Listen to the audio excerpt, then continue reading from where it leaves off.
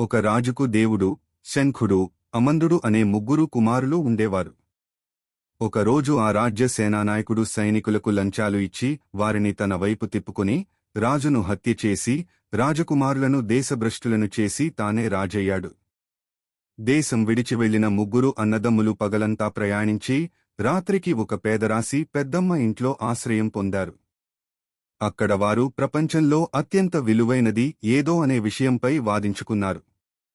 దేవుడు సంపదనే గొప్పదని, శంఖుడు సైనిక బలమే ప్రధానమని అన్నాడు.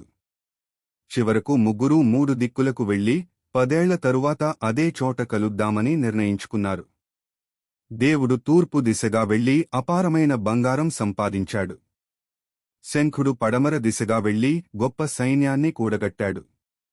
అమందుడు ఉత్తరంగా బయలుదేరినా కొద్దిసేపటికే తిరిగి వచ్చి పెద్దమ్మ కూతురిని వివాహం చేసుకుని అక్కడే సాదాసీదా జీవితం ప్రారంభించాడు. 10 ఏళ్ల తరువాత దేవుడు బంగారు బిడారాలతో, శంఖుడు విస్తారమైన సైన్యంతో వచ్చారు. ఇద్దరూ తమ సంపాదన గొప్పదని గొప్పలు చెప్పుకున్నారు. అప్పుడే అమందుడు సాధారణ వేషధారణలో బయటకు వచ్చాడు. అన్నలు అతనిని, నీవు సంపాదించిన అమూల్యమైనది ఏమిటి అని అడిగారు. అమందుడు చిరునవ్వుతో ఒక మాట అన్నాడు. సంతృప్తి.